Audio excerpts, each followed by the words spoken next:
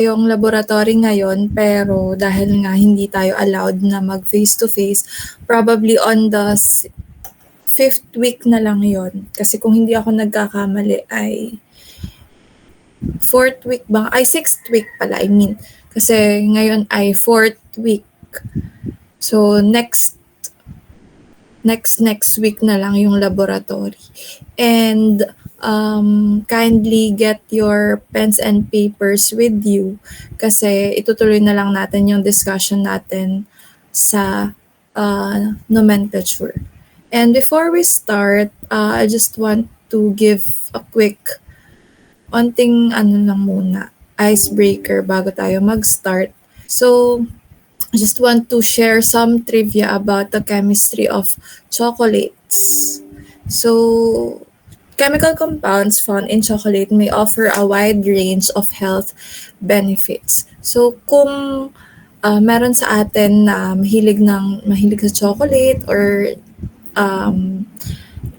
kumakain ng chocolate para mind boosters, yun ay scientifically correct kasi merong content ang chocolate ng mga compounds na nakaka-boost ng mood saka nakaka-boost ng pag-function ng brain. So, for example, ang dark chocolate, of course, ang cocoa solids niyan around 35%. Meron siyang theobromine and phenethylamine.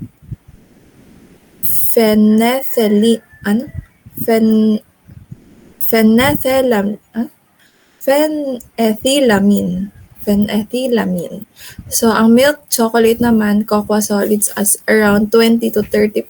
Meron siyang vanillin and butyric acid, while white chocolate, cocoa solids 0%. Meron siyang stearic acid and palmitic acid. And yung chocolate ay nabubuo due to fermentation. Pag sabi nating fermentation, conversion yan ng sugars to ethanol. Bacteria turns ethanol to acetic acid, then carbon dioxide and water. And isa sa mga bagay na kaya kung mapapansin natin, kung kayo ay nakapunta na sa isang sugar industry or sa isang asukarera, yung nagpo-produce ng sugar, you may wonder, paano kaya nila nape-prevent na walang guyam or walang langgam dun sa area, knowing na very susceptible na puntahan sila ng mga langgam, diba? Pero dahil nga sa process ng fermentation wherein yung mga sugars, ang byproduct kasi ng pag-produce ng sugars ay ethanol. So, 'di ba, yung mga sugar galing yan sa sugarcane bagas. And dun sa process ng fermentation, nakapag-produce sila ng ethanol. Kaya yung byproduct ng pag-produce ng sugar, yun yung nakaka-irritate sa mga langgam. Masyadong malakas yung amoy ng ethanol sa mga guyam, sa mga langgam, kaya hindi sila masyado or wala halos tayo makikitang guyam dun sa mga asukarera. So yun siya. So actually, una kasi is galing siya, 'di ba, sa mga cocoa. So first is the physical processes involving yung pagbe-blend, pag-refine. Next is iro-roast and winnowing. Next is fermentation. Tapos meron ding tempering and Dutching. And ang mga flavor compounds ng chocolate is theobromine. This is one methyl group different from caffeine, and this offers some of the same stimulant effects. Anandamide naman stimulates synapses in the brain, allows feel-good waves to transmit more readily, and affects same structures in the brain such as THC. And next is phenylethylamine. This stimulates the same pleasure centers in the brain as when we fall in love. And last is, dahil mahilig ako sa pusa, ito, is chocolate toxic to cats? So sabi yung chocolate is not allowed, hindi siya, parang poison siya for cats and dogs because of the compound it contain, the theobromine and caffeine dun sa chocolate. Kaya kapag these substances can lead to life-threatening cardiac arrhythmias, coma, and even death if eaten in large amounts. So did you know, unlike dogs, cats are less likely to eat chocolate because they can't taste sweet. I don't know, parang kasi kapag namimili kami ng cat food, syempre hindi mo naman malalaman alin kaya dito yung masarap kasi hindi naman ikaw yung kumakain. So hindi namin alam, minsan nag-experiment na lang kami kung ano yung ipapakain naming cat food dun sa alaga namin. Pero parang parang tinry ko lang yung isang butil ng cat food, ginanyan ko lang sa parang wala namang lasa, or baka hindi ko talaga kinain. Wala lang. Okay lang naman yun. Tayo nga kumakain tayo ng mga street food. Yun. So, symptoms of chocolate poisoning in cats, andyan. So, yun lang. Yun lang yung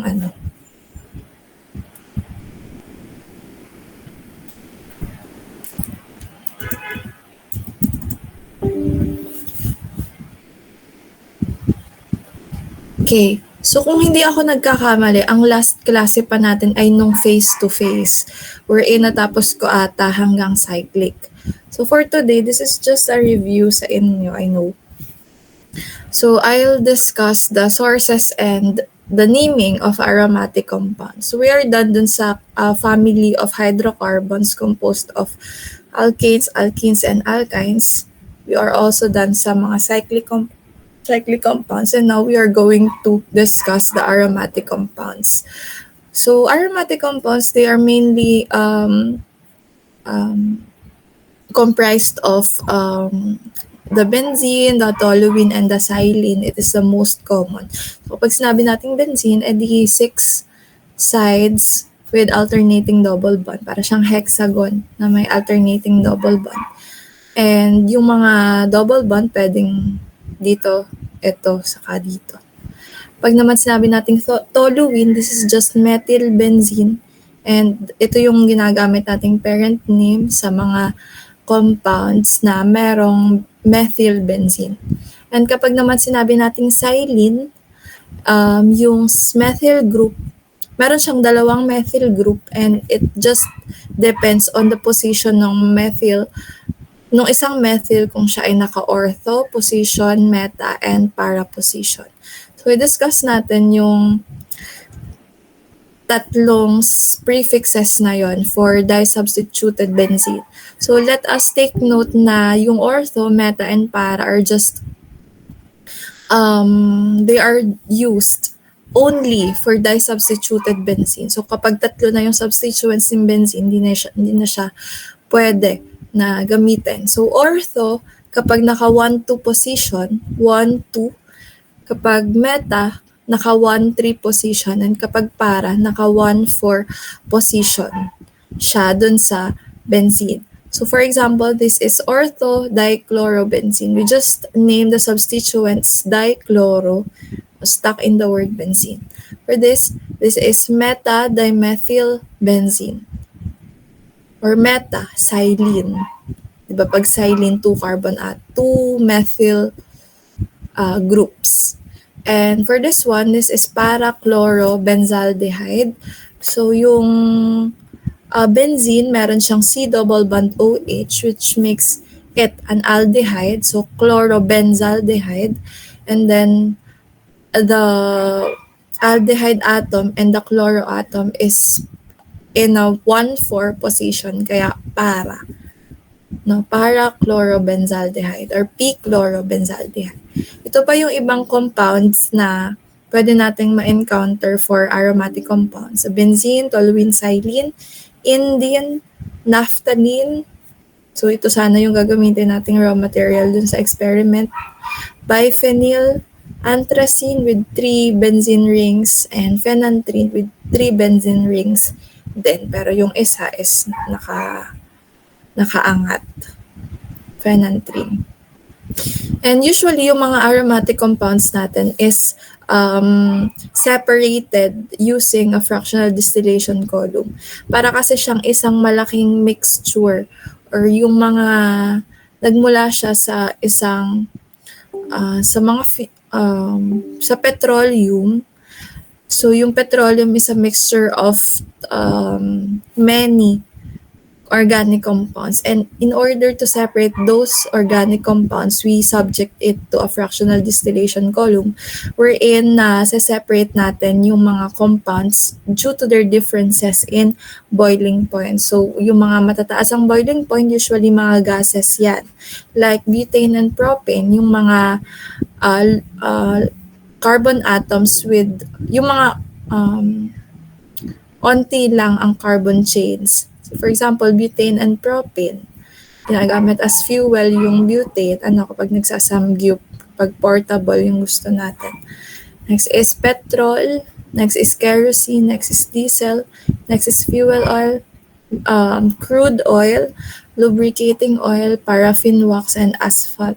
So kung titingnan natin yung viscosity ng mga yan, yung nasa upper part, including gases, medyo low viscosity, yung petrol, kerosene, diesel. But pagdating dun sa fuel oil, crude oil, lubricating oil, paraffin wax, medyo mataas na yung viscosity niya and medyo nagsusolidify na siya. That's why mataas na yung boiling point niya. And last is yung latak ng fractional distillation column, which is the asphalt. Ito kung dun tayo sa nagre-renovate ng daan, di ba sobrang init noon. So yun siya, asphalt is on the bottom of the fractional distillation column. And sometimes ang benzene ay nagiging substituent kapag ang kasama niya ay mas higher ang kanyang, or merong mas priority functional group sa kanya. Say for example, kapag ang kasama niya ay alkanes with more than 6 carbon atoms, magiging substituent na si benzene. Again, halimbawa, yung nagiging substituent yung benzene kapag ang kasama niya ay higher priority functional groups than itself, and kapag mga compounds na may more than 6 carbon atoms. For example, this is benzene attached on the second carbon of heptane. So ito yung magiging parent chain natin kasi mas madaming carbon atoms ito compared dito kay benzene. That's why this is 2-phenylheptane. 2-phenylheptane. And kapag naman naging substituent ang toluene, so toluene is benzene or methylbenzene, CH3, tapos may benzene dito. And kapag naging substituent siya, it is called benzyl. So kapag dinagdagan ng OH dito, that's benzyl alcohol. Okay? So for example, ito, hindi tayo pwedeng gumamit ng para, ortho, meta, and para kasi hindi naman siya di-substituted. We just name it as it is. And according to the rules ng, yun mga general rules ng nomenclature, this is 4-bromo 1,2-dimethylbenzene. Right? So same rules apply. Dito naman, we use the common name na benzene plus OH, that's phenol. So yun yung gagamitin natin na parent name. And then just add the substituents, 2,5-dimethylphenol. Next is this compound. Ang gagamitin natin na parent name is the benzene with CH3, that's methylbenzene, or toluene. And NO2, its substituent name is nitro. So this is 2,4,6 2,4,6-trinitrotoluene, and this is TNT. Okay? Yung sa explosives. So that is 2,4,6-trinitrotoluene. So note that in the previous examples, yung phenol and toluene are used as parent names rather than benzene. So any of the monosubstituted aromatic compounds shown in this table can serve as parent name. So sometimes we use these parent names in place of benzene. Say for example, yun nga, itong benzene na may CH3, that's toluene, and ginagamit natin yun as a parent name. Benzene na may OH, that's phenol. Benzene na may NH2, that's aniline. Benzene na may acetone, C double bond O CH3, that's acetophenone. Benzene na may C double bond OH, that's benzaldehyde. Benzene na may C double bond O OH, that's benzoic acid. And then, xylene, na-discuss ko naman na yan kanina. Tapos, benzene na may C double bond C, H2, that's styrene.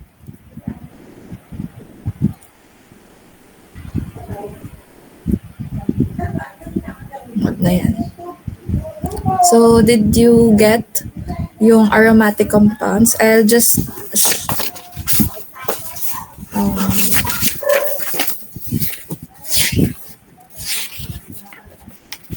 okay.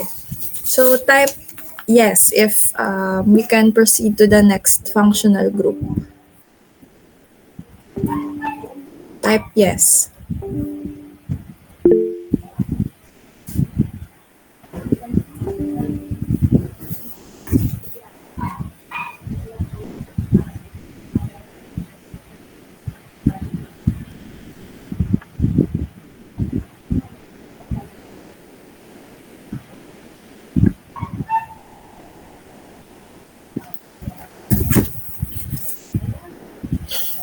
So next is alcohols and phenols. So alcohols is just, its type formula is ROH.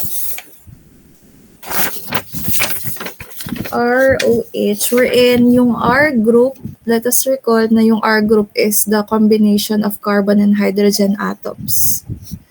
So in order to name alcohols, we just use its alkane name.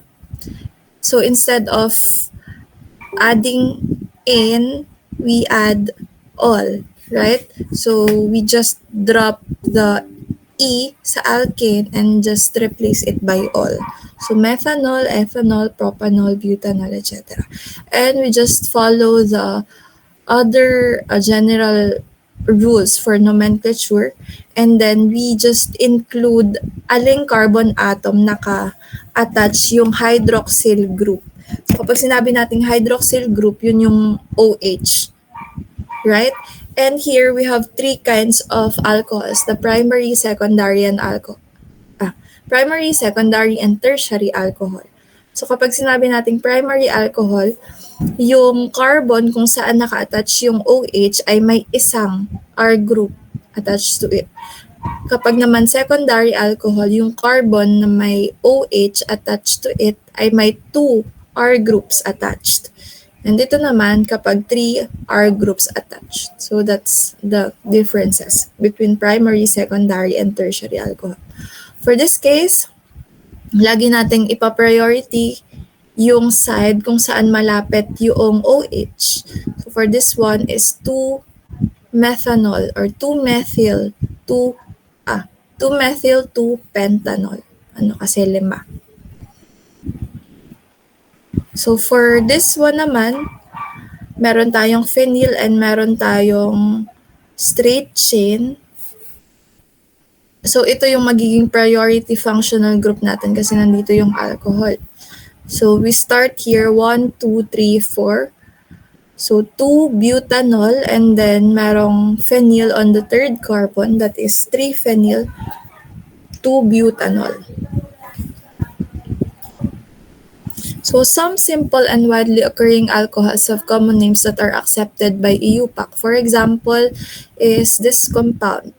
So this is benzyl alcohol or phenyl methanol. So this is phenyl and this is methanol. So ito yung IUPAC name ng compound.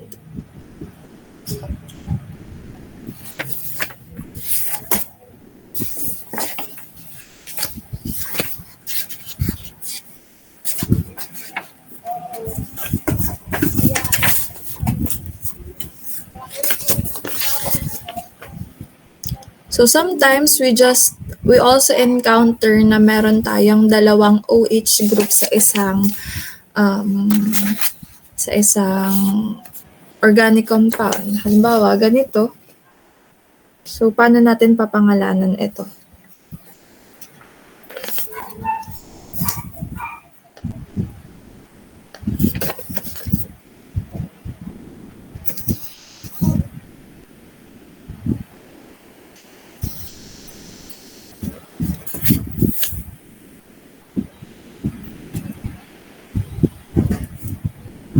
So this is 1, 2, 3, 4, 5, 6, 7.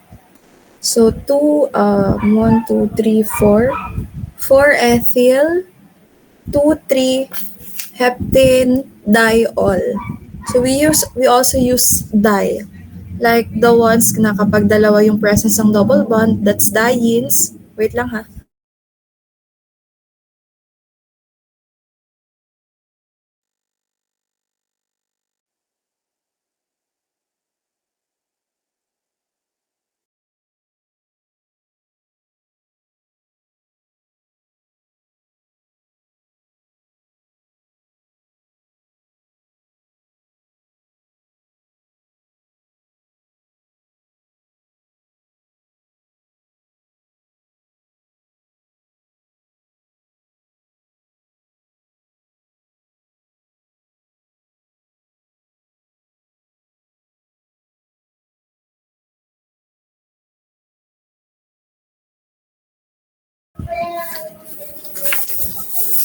So, yung example kanina is heptane diol.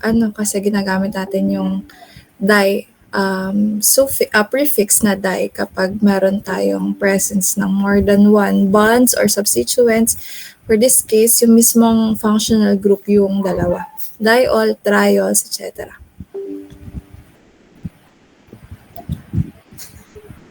So, for example, meron tayong ganitong compound. This is 1, 2, 3. This is prop. And then, on the 1, 2. Second carbon ay meron tayong double bond. So, 2 propen, 1 ol, or 2 propenol. Kasi mas priority natin ng alcohols over alkenes. And this is also called allyl alcohol sa common name. Next is, this is 1, 2, 3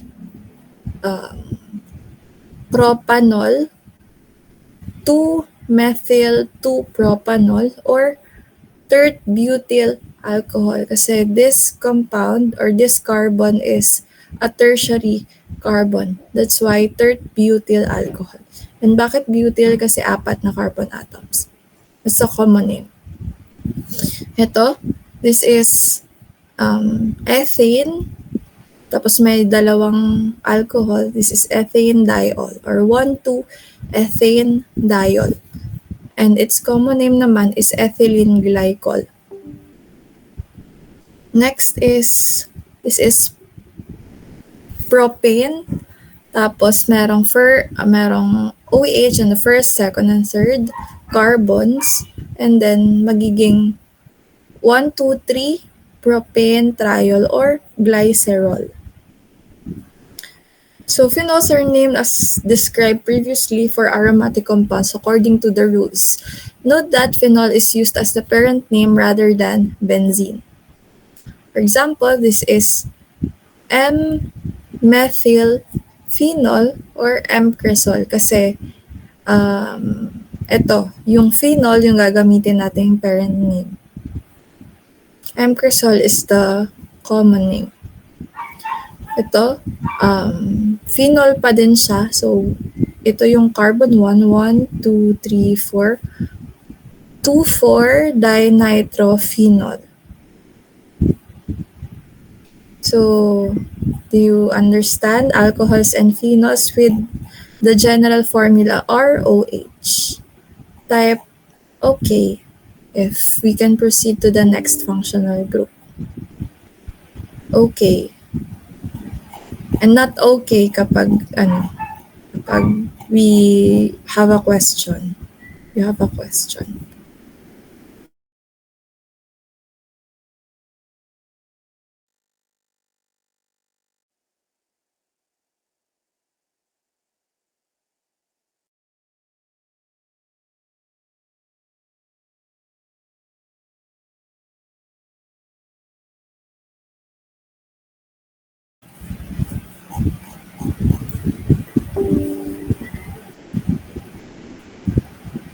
Next is nomenclature of ethers.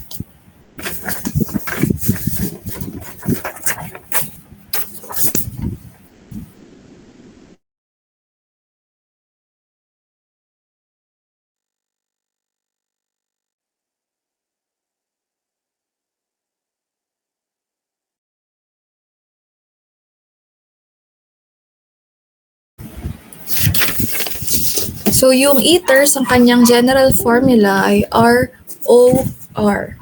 Wherein meron dalawang R groups na tapos napapagitnaan nila ang isang oxygen. So yung kapag pareho yung R1 and R2, that is symmetrical ethers. And kapag magkaiba naman yung R1 and R2, that is called unsymmetrical ethers. And when working out the name of ether, given its molecular structure, we must first, number one, sabi dyan, identify the parts labeled R1 and R2. To do this, we recall the standard system of labeling carbon chains as used for alkanes. And note that R1 and R2 might be linear carbon chains, or they might be branched, or might even have other functional groups attached as well. So, paano natin pinapangalanan ang ethers? We have two ways to name ethers. First is, eto, sinamarize ko na lang yan para mas madali tandaan. For number one is oxy-N, number two is alkyl-alkyl ether.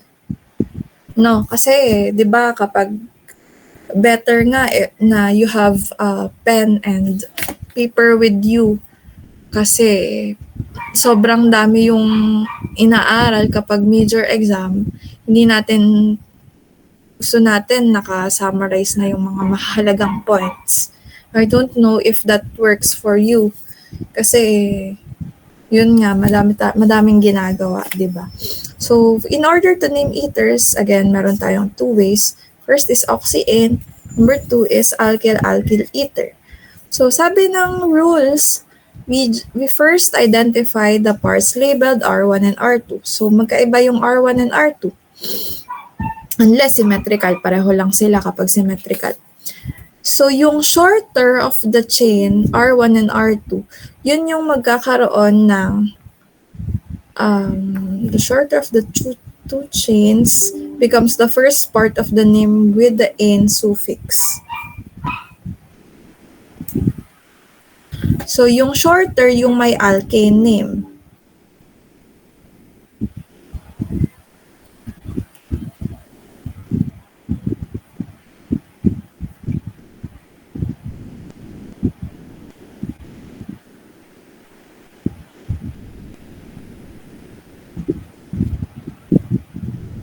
Change to oxy.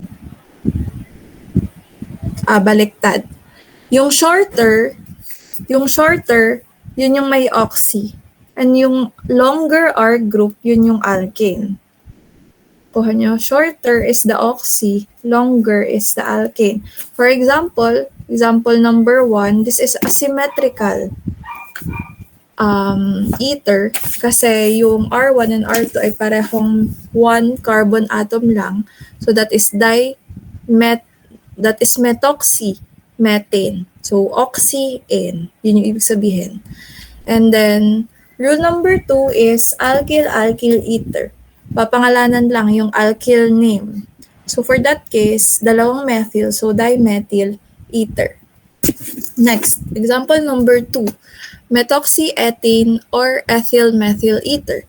So, yan ay yung shorter, yun yung magkakaroon ng oxy, tapos yung longer, yan yung magkakaroon ng N. So, methoxyethane or ethyl-methyl ether. So, mauna muna yung ethyl kasi una siya sa alphabetical compared to methyl.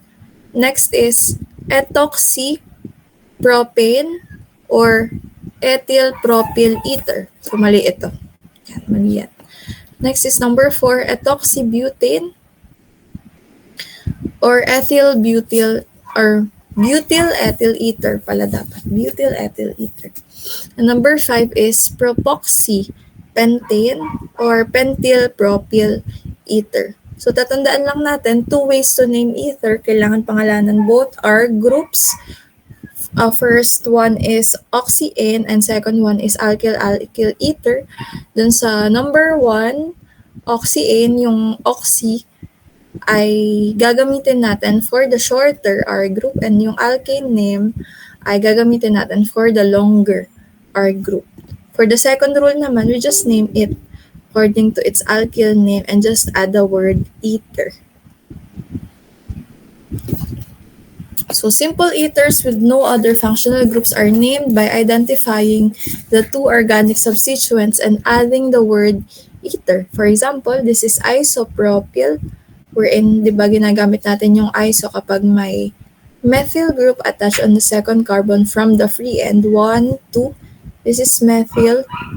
So, isopropyl methyl ether. So, ito naman, this is ethyl, this is phenyl ether.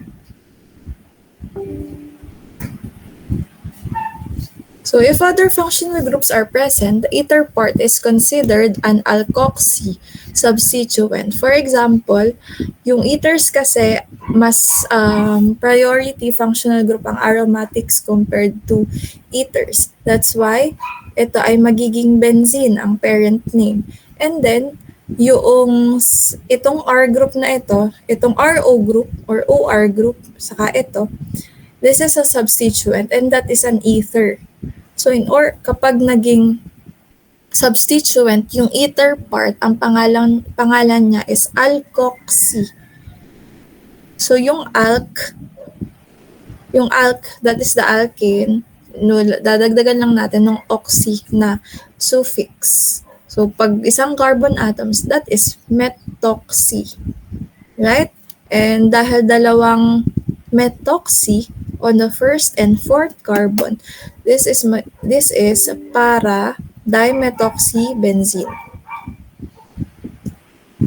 We use di. Kasi ulit, naging substituent na yung ether. Kaya methoxy ang gagamitin natin. Next is ito. For this one, ang magiging parent chain natin ay ito. Itong cyclic compound. Kasi, mas madami siyang carbon atoms. So, ito yung carbon 1, 2, 3, 4. So, makikita natin on carbon 1 ay merong double bond. So, that is 1 cyclohexene. And on the fourth carbon, meron tayong tert butyl. Ito, this is tert butyl. Pero, dahil nga siya ay ether part, that is tert butoxy. So, kapag pinagsama-sama natin, that is 4 tert butoxy, 1 cyclohexene. Again, kaya cyclohexene kasi mas madaming carbon atoms itong cyclic compound. Kaya siya yung naging parent chain.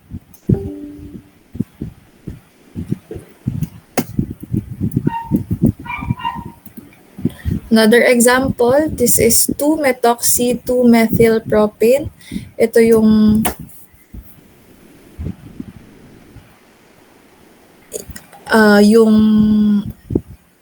oxy is yung simpler right? So this is methoxy, tapos 2-methylpropane, 1, 2, 3. Tapos may methyl on the second carbon. Kaya 2-methylpropane. Ma'am, bakit po may 2 din po doon sa methoxy? Kasi yung itong OCHR or itong OCH3 ay naka-attach sa second carbon ng propane. Ito, dito. So 1, 2, 2-methoxy, 2-methyl, 1, 2, 3, propane. Kaya 2-methoxy, 2-methylpropane. Or pwede din naman na tert-butyl methyl ether. That is the second way to name this compound. So meron tayong, this is tert-butyl, this is methyl, tapos ether. For this compound, ang ating priority functional group is yung alkene. 1, 2, 3, 4, 5, 6. Therefore, yung alkoxy part on the fourth carbon ay magiging substituent lamang. So that is 4 ethoxy kasi dalawang carbon atoms. 4 ethoxy, 2 methyl, 1 hexene. Okay? Next is ito. Ito naman, ang parent name ay ito. 1, 2, 3, 4.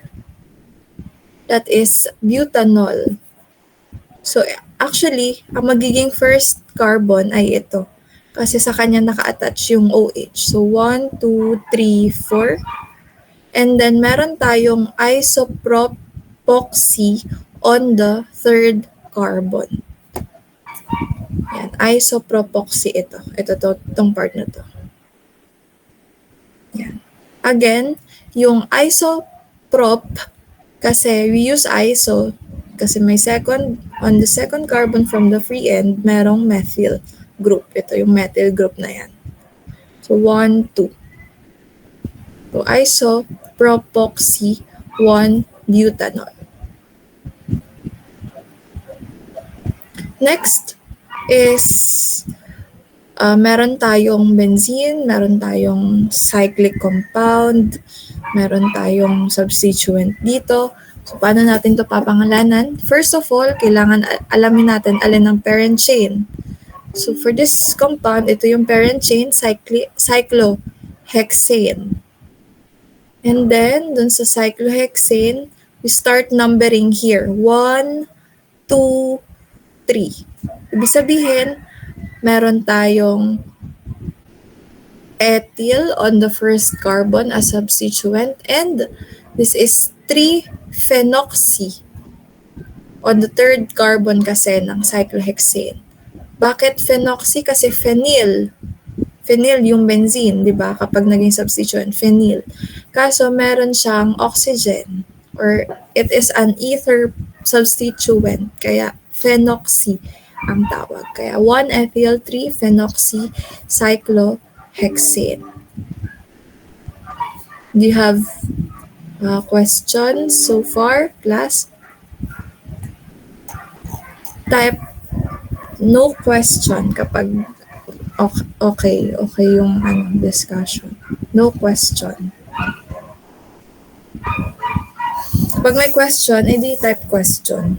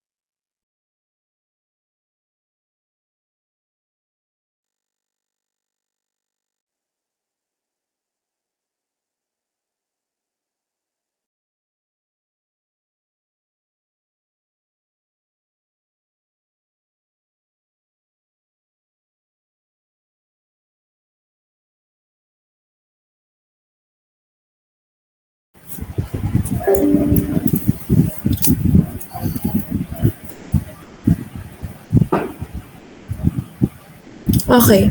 So, meron tayong hierarchy for sure. Alam niyo na ito. Meron tayong hierarchy of functional groups. So, nakalagay dyan yung priority. On top of it is carboxylic acids. Next is acid anhydrides. Next is esters, acid halides, amides, nitriles, aldehydes, ketones, alcohols, phenols, thiols, amines, imines, alkenes, alkynes, alkanes, and its corresponding name of suffix. And its name as a prefix or kapag naging substituent. So, ito na yung magiging guide ninyo. Kapag sa ulo nyo to, saka alam nyo yung rules of or general rules ng nomenclature. So, yan. Kailangan ay kabisado nyo yan. Ito. So, andito na tayo sa alcohols. Daan na din tayo sa phenols. Saka dito sa tatlong hydrocarbons. Saka sa ethers. Next, we go to cyclic ethers. So, for the most part, cyclic ethers behave like acyclic ethers. So, kapag sinabi natin cyclic ethers, it is also called epoxides. So, we have 3 ways to name epoxides or cyclic ethers.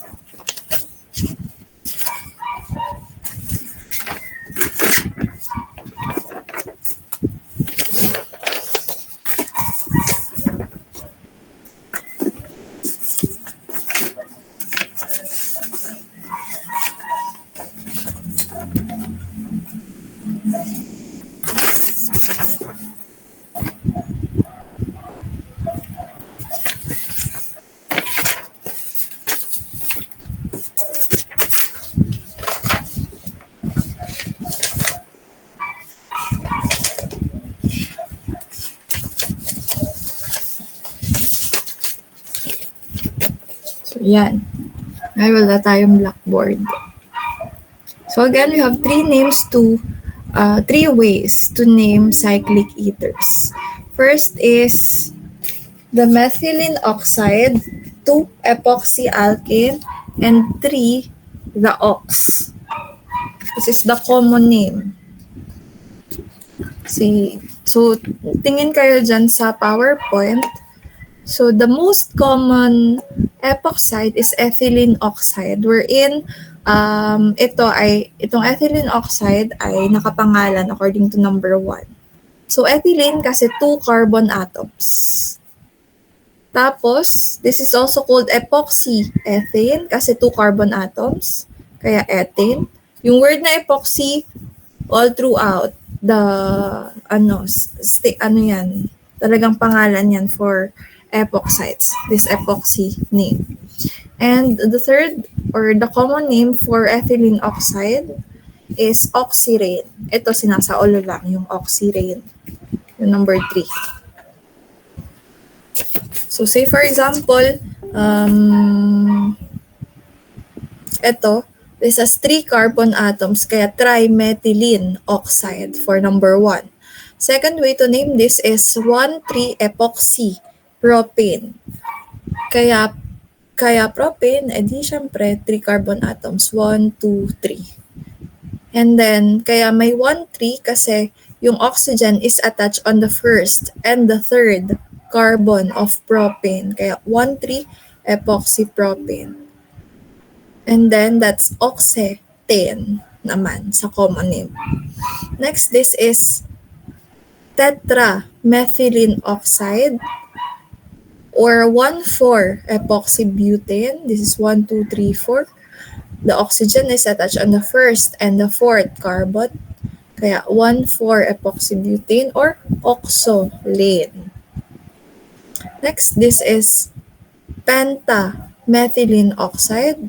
1, 2, 3, 4, 5. And then 1,5-epoxy pentane or oxane. And the last is hexamethylene methylene oxide or 1,6-epoxy hexane or oxepane. Okay? Yan. That is 3 ways to name, again, 3 ways to name epoxides. First is methylene oxide. So kapag dalawang carbon atoms, that's ethylene oxide. Kapag tatlo, that's trimethylene oxide. Kapag apat, edi tetramethylene. Kapag 5, pentamethylene. Kapag 6, hexamethylene. Ganun lang siya. Tapos ito, epoxy alkane. So papangalanan lang natin siya according to ilang carbon atoms yung epoxide, and then we just add its locant kung saan carbon nakakonect yung oxygen. And the third is usually ang start siya with ox. That's a common name. So you just need to memorize the common name.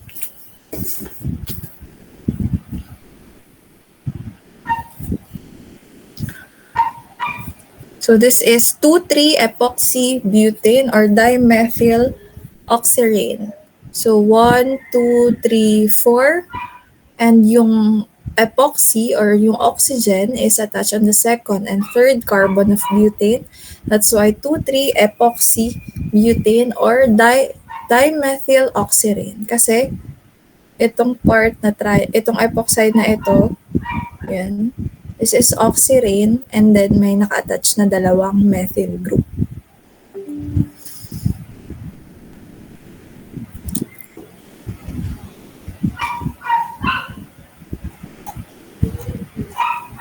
Alright, so I think we can proceed with thiols na and sulfites. So kapag sinabi nating thiols, this is the sulfur analogs of alcohol. So, di ba, ang general formula for alcohol ay ROH. Dito naman, for thiols ay RSH. Pinalitan lang ng sulfur yung oxygen. And kapag naman sulfites, ang sulfites ay sulfur analogs of ethers. So, kung yung ethers ay ROR, ang sulfites ay RSR. Okay? And kapag naging substituent, tingnan natin dito sa table natin dito, thiols, ang name ng suffix niya ay thiol, and kapag naging substituent siya, it is named as mercapto. Okay? Kapag naman sulfides, that's just a subordinate groups lang. So, dinadagdagan lang din ng word na sulfide, yung pangalan. Halimbawa, di ba yung thiols ay sulfur analog of alcohol. Sa halip na methanol, edi methane thiol. We retain its alkane name. Dadagdagan lang ng thiol. Ganon din for sulfides. Yung sulfides naman, kagaya ng pagpapangalan sa ethers. For example, this is ethane thiol. Dalawang carbon atoms. This is cyclohexane thiol, and this is M-mercaptobenzoic acid. Kasi ito yung parent name, itong benzoic acid. Ito. Diba? Sa table 15.1, kung maaalala natin sa aromatics, yun yung parent name. Yun yung gagamitin natin, benzoic acid. And then, on the third carbon, meron tayong SH. So, naging substituent na yung thiols. Kaya, mercapto. And bakit M? Kasi naka-position siya on the first and third carbon. Okay, kaya M-mercaptobenzoic acid. Next is sulfites. These are sulfur analogs of ethers, and just as thiols are the sulfur analogs of alcohols.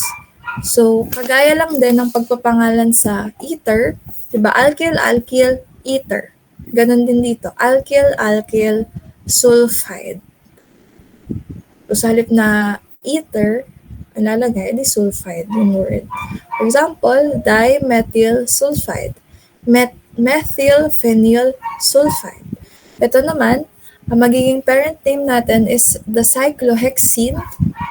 And then, ang counting natin is dito sa carbon na ito kung nasaan yung double bond. So, 1, 2, 3. And then, this is 3-methyl-thio cyclohexene. So, on the third carbon ay meron tayong methyl-thio. Third methyl of the cyclohexene. Again, the type formula for sulfides ay RSR, sulfur analog of ether. This is methane thiol or methyl mercaptan. Pwede din na dadagdagan lang na word na mercaptan.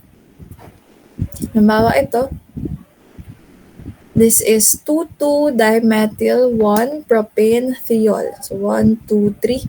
That's propane. Tapos merong dalawang methyl attached on the second carbon. 2,2-dimethyl-propane thiol or 2,2-dimethyl-propyl-mercaptan. So two ways to name thiols ay through its alkyl-alkyl thiol or alkane thiol, alkane thiol. Number 1, alkane thiol. Number 2, alkyl-alkyl mercaptan. So can you still follow? Did you get that, class?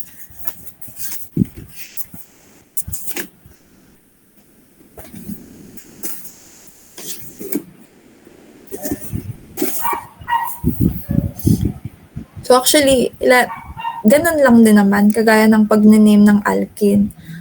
Nadadagdagan lang ng thiol, nadadagdagan lang ng mercaptan.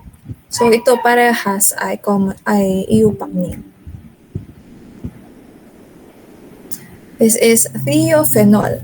So if we recall, ang phenol is benzene na may OH. But since itong compound na to is sulfur analog, napalitan ng sulfur yung oxygen. That's why this is thio, nalagyan ng prefix na thio, yung phenol.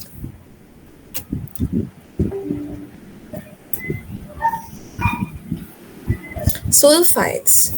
Sulfides can be named most readily by naming each of the two carbon groups as a separate word followed by space and the word sulfide.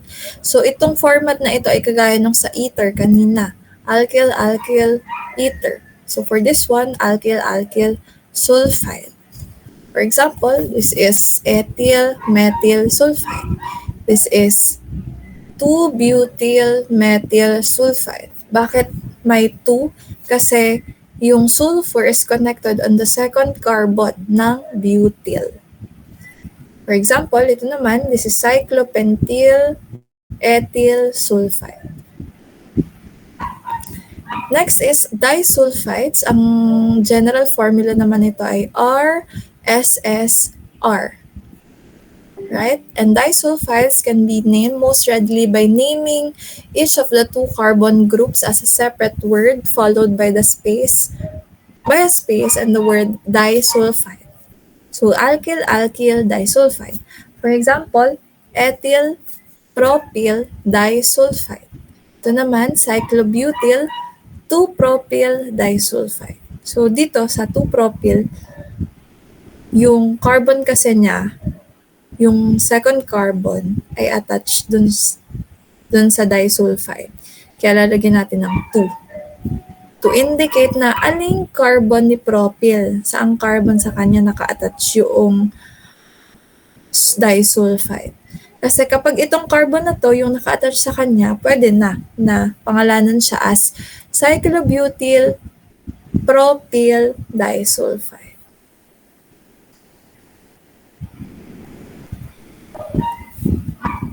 Next is sulfoxides.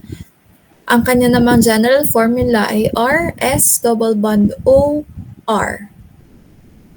RS double bond OR, wherein papangalanan din natin yung kanyang dalawang R group. This is ethyl, this is methyl sulfoxide. So So this is ethyl methyl sulfoxide. Ito naman ay ethyl phenyl sulfoxide.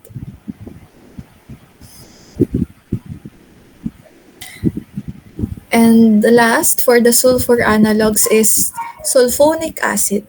Ito naman can be named most readily by naming the carbon group as a separate word followed by the words sulfonic acids. For example, phenyl sulfonic acid. Ito siya.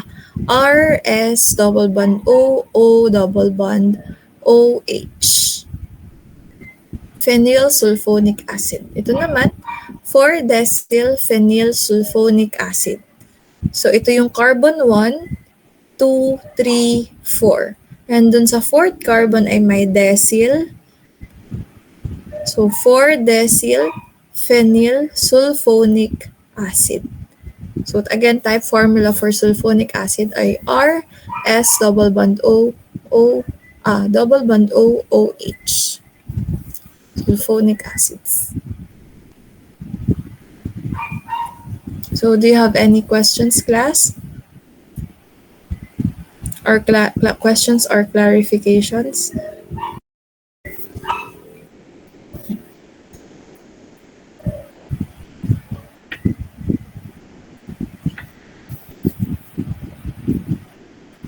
So kung wala, let's be back at 5:15. Muna tayo, water break or CR break. Let's resume at 5:15. Class, are you still there? Okay.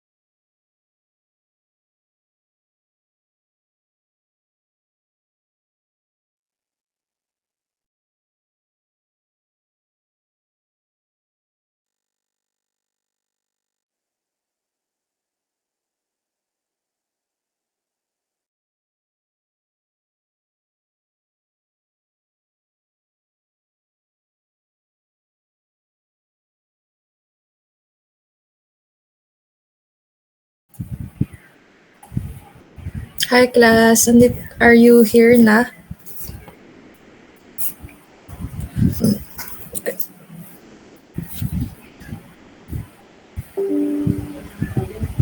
Hello? Okay.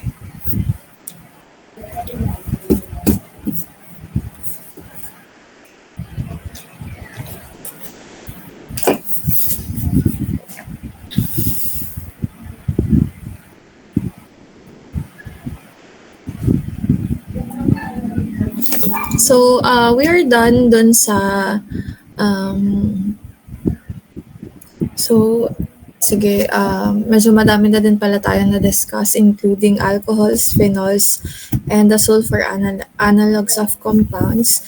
We are now going to discuss the kinds or the family of carbonyl compounds. So kapag sinabi natin carbonyl compounds, meron siyang C double bond O. So R C double bond O bonded to another substituent.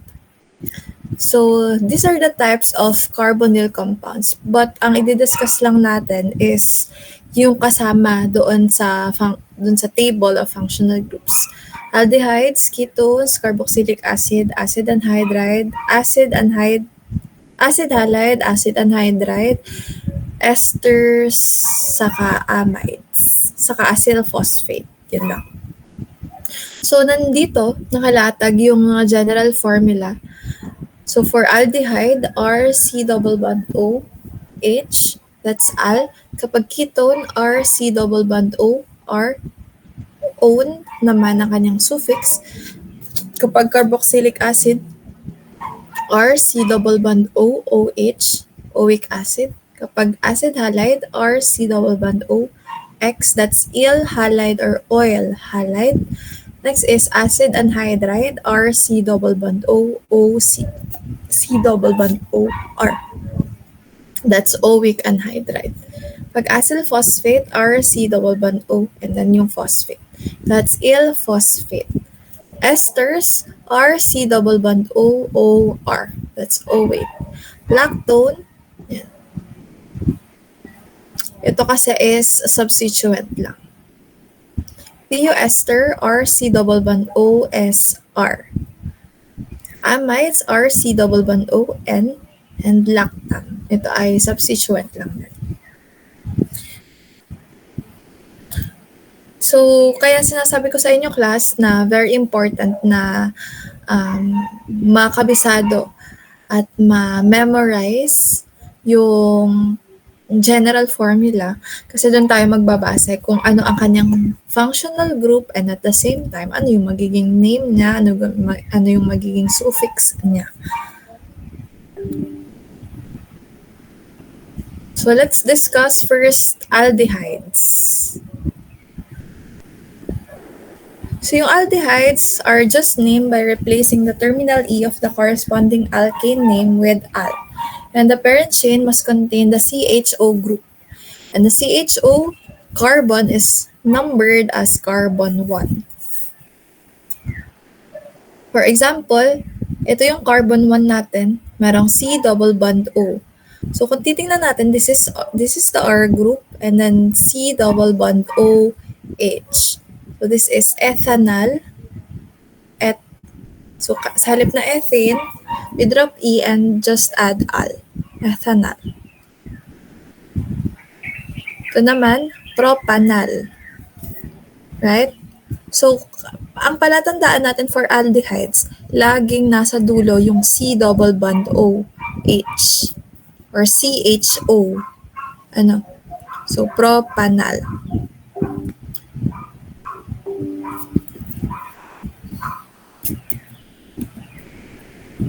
For example, ito naman, this is 2-ethyl-4-methyl pentanal. Okay? For cyclic aldehydes in which the CHO group is directly attached to a ring, the suffix carbaldehyde is used. For example, yung CHO or C double bond OH, pareho lang yun class ha, yung C double bond OH sa CHO, pareho lang siya. Kapag kapag naka-encounter tayo ng C double bond OH, sa compound, we just tuck in the suffix carbaldehyde. For example, cyclohexane carbaldehyde and 2-naphthalene carbaldehyde. So mag-start tayo ng counting dito. 1, 2. 2-naphthalene carbaldehyde.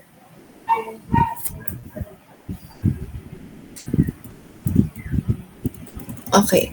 So that's for the common name class ha. Gagamitin natin yung met, et, prop, but. But for the common name naman ng aldehydes and ketones, gagamitin natin itong trivial roots. The form, acet, propion, butyr, valer, capro, enant, capril, pelargon, and copper. So yung trivial roots, kapalit yan nung met, et, prop, but, pent, kasi yung trivial roots, ginagamit natin yan for common name. For example, ethanol or acet. Kasi 2 carbon atoms, acet. Yan, ito. Acet. So, acetaldehyde. Binubuo yung word na aldehyde. Acetaldehyde. Ito, propanal or propionaldehyde. Ito, wala pa lang nakalagay. Okay? So, you also need to memorize yung trivial roots ng aldehydes and ketones or carbonyl compounds. This applies to carbonyl compounds class, itong trivial roots. Let us now go to ketones. Ang ketones naman is RC double bond O R. Right? So, meron dalawang R group sa kanya. And yung C double bond O is almost nasa gitna. Ketones are named by replacing the terminal E of the corresponding alkane to -one. So, sa halip na hexane, magiging hexanone. Tapos, we just need to indicate ano yung posisyon ng carbonyl compound or carbonyl carbon. Carbonyl dun sa ketone. So, this is 3-hexanone. So, merong the carbonyl is on the third carbon nung ketone. 3-hexanone.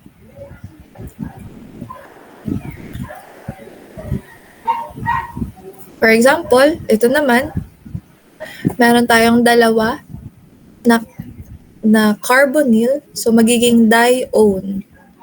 So, meron tayong 6 carbon atoms. We start naming here. So, hexane, dione. And nasan yung dalawang carbonyl? Nasa second and fourth carbon. Kaya 2,4-hexane, dione. Ito naman, 6 carbon atoms na may double bond on the fourth carbon. Kaya 4-hexane, 2-one. So, itong carbon na to is yung carbonyl nung ketone. So, 4-hexane, 2-one.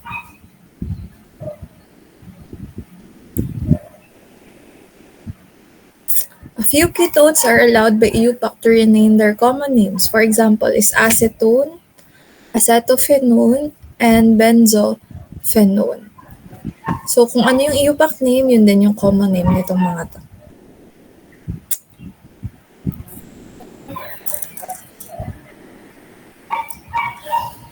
Okay. If other functional groups are present and the doubly bonded oxygen is considered on a parent chain, the prefix oxo is used. For example, dito sa compound na to, yung C double bond O or yung carbonyl is found on the first and the third carbon. So we may wonder, ano ba to? Ketone ba to or aldehyde? So this is an aldehyde because priority natin sa table, let's look. Ano ba yun?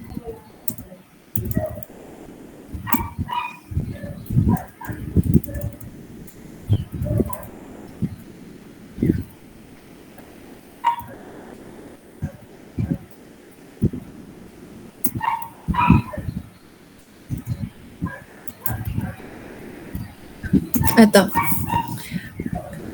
When we look at the hierarchy of functional groups, mas priority natin yung aldehydes.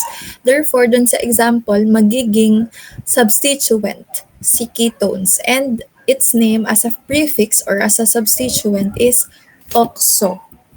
That's why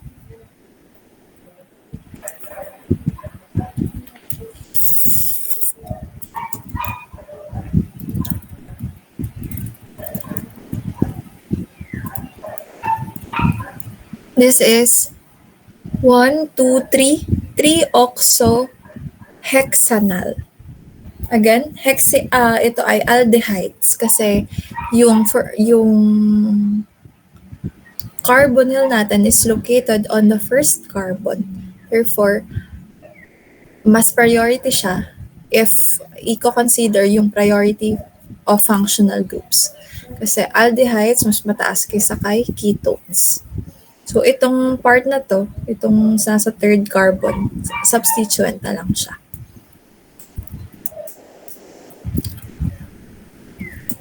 So Greek prefixes are used in common names for organic acids and aldehydes.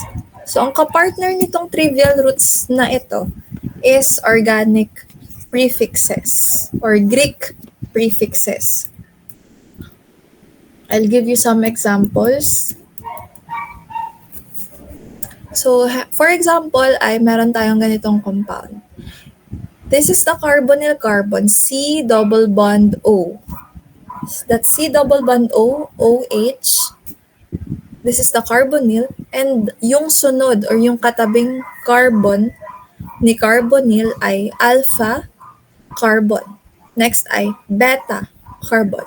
Next ay gamma carbon. Next ay delta carbon. And next ay epsilon. So sa halip na 1, 2, 3, 4, 5 yung gagamitin natin, alpha, beta, gamma, delta, and epsilon yung ginagamit natin for common names ng organic acids and aldehydes. Halimbawa, ito. This is an aldehyde. So, meron daw C double bond OH. This is 1, 2, 3, 4, 2-chloro-butanal or its common name is ang counterpart niya ay butyr, sa trivial roots. And add the word aldehyde, kaya butyraldehyde. And then, this is the carbonyl. Therefore, itong carbon na to, kung saan nakatouch si chloro, is the alpha carbon. Ito yung beta, ito yung gamma. So, this is alpha chloro-butyraldehyde. Okay? Next. This is an aldehyde ulit kasi C double bond O, naka-hide yung H. So, this is 1, 2.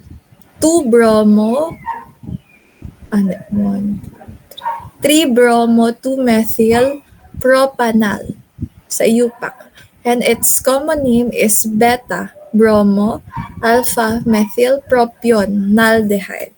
So, sa ang trivial root ng 3 carbon atoms, sa common name ay propion plus aldehyde.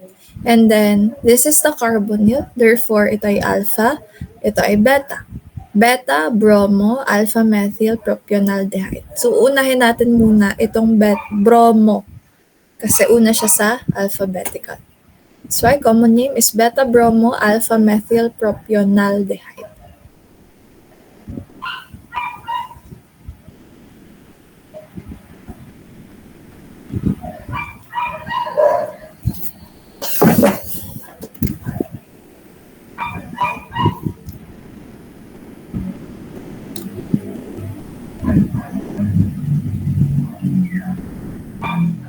So, for example naman, carboxylic acids. Ang carboxylic acid ang pinaka-priority natin sa mga functional groups. And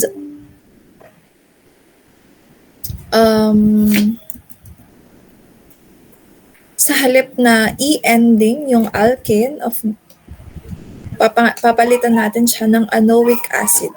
So methanoic acid, ethanoic acid, propanoic acid, butanoic acid, etc. And for carboxylic acids, nag-a-apply din yung trivial roots. The form, acet, propion, butyr, valer. So for this one, methanoic acid or formic acid, ethanoic acid or acetic acid, propanoic acid or propionic acid. So ito, butanoic acid or butyric acid sa common name, 2-methyl pentanoic acid or beta-methyl valeric acid. So again, actually ito, mali ito. Alpha dapat ito. Alpha-methyl valeric acid.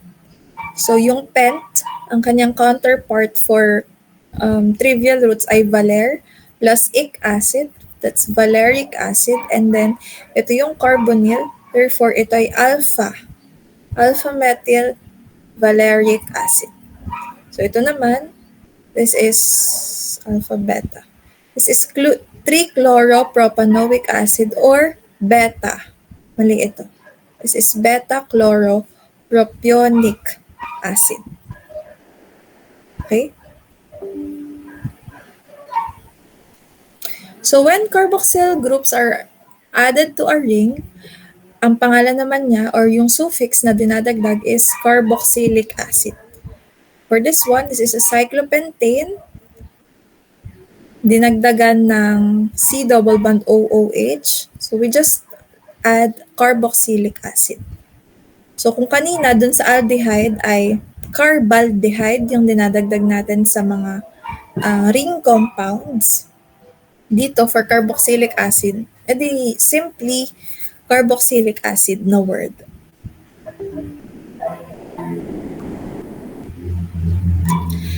Naming carboxylic acids which contain other functional groups.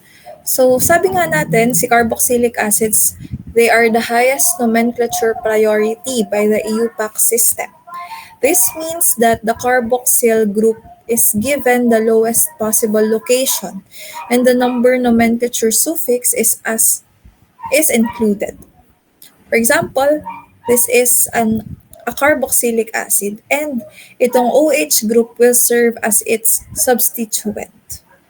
And ang OH or alcohol kapag naging substituent, that is hydroxy. So this is 1, 2, 3, 3-hydroxy pentanoic acid. Or, pwede din kapag sa common name, this is beta-hydroxy valeric acid. Okay? Ito naman, dalawa yung hydroxy group on the second and third carbon. So this is 2,3-dihydroxy butanoic acid. Or kapag naman sa common name, that is alpha-beta dihydroxy butyric acid. Alpha-beta dihydroxy butyric acid. So in the case of molecules containing a carboxylic acid and aldehydes and ketones functional groups is present, gagamitin natin yung oxo na substituent. Sabi ko nga sa inyo, kapag naging substituent ang aldehydes or ketones or nagkaroon ng C double bond O as a substituent, that is oxo. And kapag naman nagkaroon ng NH2 as a substituent, that is amino. Okay? Yan.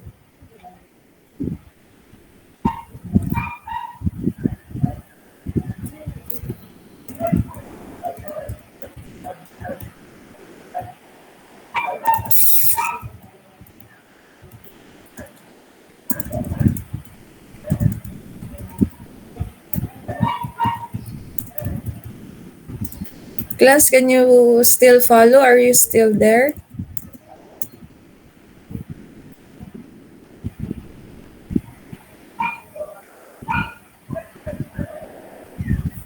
Okay.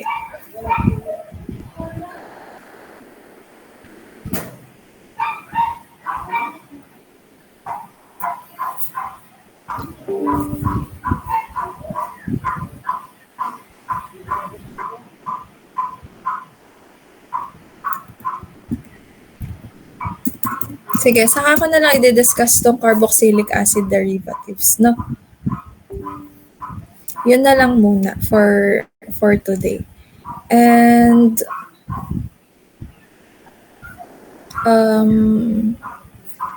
so next meeting online on Wednesday at 6 p.m.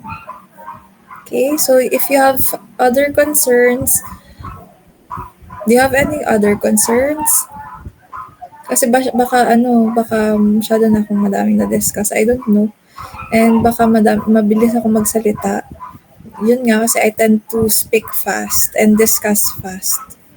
Kapag puro picture lang yung nakikita ko.